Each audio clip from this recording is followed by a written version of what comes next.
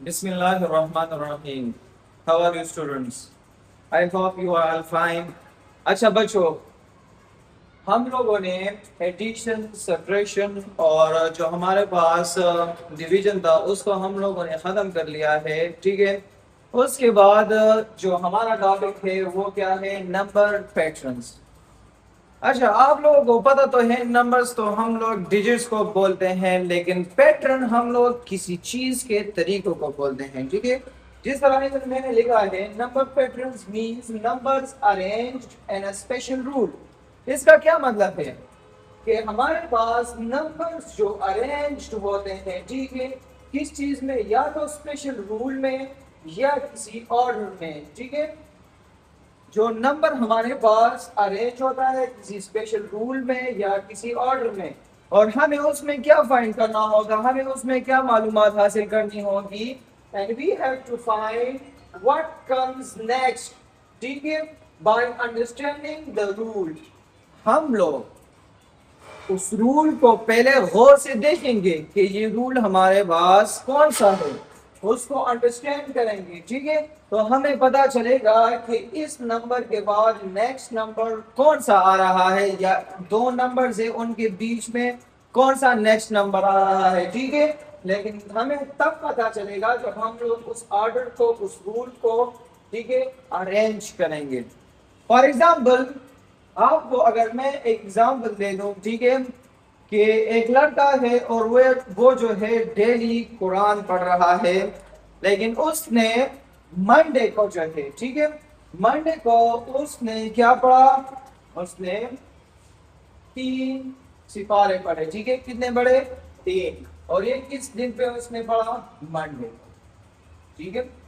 फिर उसने ट्यूसडे को भी इसी तरह जो है इसने क्या पढ़ा, 3 सिपारे पढ़े, ठीक है। 3 मंडे को, 3 ट्यूसडे को और 3 वेडनेसडे को, ठीक है। इसने 3 सिपारे फिर पढ़ लिए। इसमें हम लोगों को गिव में, यानी जिस तरह मैंने कहा कि इसको अरेंज करना है ऑर्डर में, हम लोगों ने तो 3 हम लोगों ने कहा कि इसने पढ़े, ठीक है।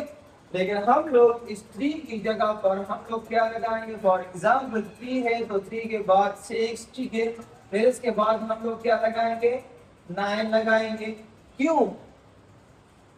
क्योंकि इसने पहले मंडे के दिन तो 3 पढ़ लिए, लेकिन इन दोनों के दरमियान कितना गेप है हमारे पास, +3, ठीक है। तो एक कितना बच जाता है, 6। तो हमें पता चल जाता है कि ये हमारे पास 3 तो इसने मंडे के दिन पढ़े थे, लेकिन जब इसने 3 ट्यूसडे के दिन भी पढ़ लिए तो ये इसके साथ क्या हो गया, एडिशन हो गया। तो ये हमें पता चल गया कि हमारे पास कौन सा रूल है, एडिशन का। अगर इसी को हम लोग इसी तरह कह देते हैं कि हमारे पास इसने फिर से +3, ठीक है, तो ये हमारे पास कौन सा रूल है, एडिशन रूल, ठीक है, एडिशन रूल। तो हमें एक रूल का तो पता चल गया कि हमें किस तरह इसको क्या करना है, फाइंड करना है। फॉर एग्जाम्पल, अगर इसी एडिशन के रूल को मैं दोबारा ले लूं, ठीक है, जिस तरह फॉर एग्जाम्पल इन्होंने एक एग्जाम्पल मैं आपको देता हूँ। फॉर एग्जाम्पल मेरे पास है 16, ठीक है। फिर मेरे पास आएगा 22, ठीक है। फिर मेरे पास आएगा 28, ठीक है। फिर मेरे पास आएगा 34।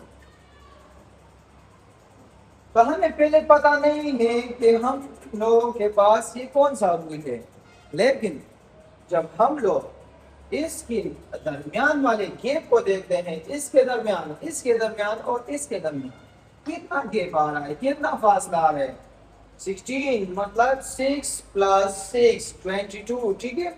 16 के साथ हम लोग अगर 6 को प्लस करते हैं, ठीक है, तो हमारे पास क्या आ जाता है, 22। इसी तरह इधर भी 6 प्लस कर देते हैं, ठीक है, इधर भी 6 प्लस कर देते हैं, तो हमें क्या पता चल जाता है कि ये हमारे पास एडिशन हो गया, ठीक है। अगर इसके बजाय, ठीक है, मैं एक और एग्जांपल ले लूं, फॉर एग्जाम्पल मैं ले लूं 100, ठीक है, 100 के बाद मैंने ले लिया है 91, ठीक है, फिर मैंने ले लिया है 82 को ले लेता हूँ, ठीक है, फिर मैं ले लेता हूँ 73 को ले लेता हूँ, ठीक है। तो ये हमारे पास इसमें अगर आप लोग देख लें, ठीक है, तो ये एडिशन का रूल नहीं है। क्यों एडिशन का रूल नहीं है? क्योंकि हमारे पास 100 से जब हम लोग 91 की तरफ देखते हैं तो ये हमारे पास -9 आ रहा है, ठीक है। इसी के बाद हम लोग अगर 91 इधर ले जाता है, ठीक है, और ये हमारे पास कितने हो जाते हैं? 8 हो जाते हैं। तो ये भी हमारे पास -9 आ रहा है, इधर भी -9, इधर भी -9, और इसको अगर हम देख लें तो इधर भी हमारे पास -9 आ रहा है। तो हमने जब ये अरेंज कर दिया तो इस अरेंजिंग की वजह से हमें इसके रूल का, हमें इसके ऑर्डर का पता चल जाता है कि ये हमारे पास कौन सा है, सब्ट्रैक्शन ऑर्डर या रूल, ठीक है। ये हमें पता चल जाता है कि ये हमारे पास सब्ट्रैक्शन का है या हमारे पास क्या है, एडिशन का है। अच्छा, इसके बाद इन्होंने एक और चीज एग्जाम्पल में ली है, ठीक है, वो आप लोगों के बुक में भी है, आप लोग बुक में भी देख सकते हो, ठीक है, लेकिन हम लोग उसको नंबर लाइन चार्ट बोलते हैं, ठीक है। नंबर लाइन चार्ट में फॉर एग्जाम्पल अगर मैं 1 2 3 4 5 6, ठीक है, इस तरह इसको ले लूं, ठीक है, फिर इधर 7 भी ले लूं, और नीचे अगर मैं बोलूं कि मेरे पास फॉर एग्जाम्पल नीचे इसकी तरफ आ रहा हूं, ठीक है, क्योंकि मेरे नंबर को शो करना है, नंबर पैटर्न को मैंने क्या करना है, शो करना है। और एग्जाम्पल मैंने लिख सकता हूं कि मेरे पास 6 नंबर है, तो 6 नंबर को मैं 16 इसके नीचे आ जाता है या 17, क्योंकि हम लोग जब ऊपर की तरफ जाते हैं, ठीक है। और एग्जाम्पल 6 को अगर मैं ले लूं तो 6 के बाद मेरे पास क्या आ जाता है, इस साइड पे, ठीक है, ये मेरे पास क्या आ जाता है, 17 आ जाता है। फिर मेरे पास क्या होगा, 28 होगा, ठीक है, फिर मेरे पास क्या होगा, 39 होगा, ठीक है, फिर मेरे पास क्या होगा, 50 होगा। क्यों? इस लाइन को पहले मैं मिटा देता हूं, ठीक है।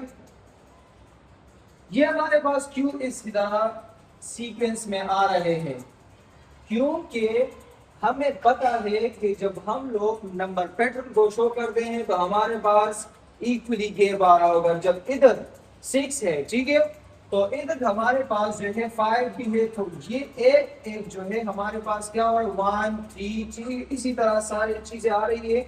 लेकिन जब 6 7 8 9 और ये हमारे पास क्या हो जाता है, फिर इधर 10 हो जाता है।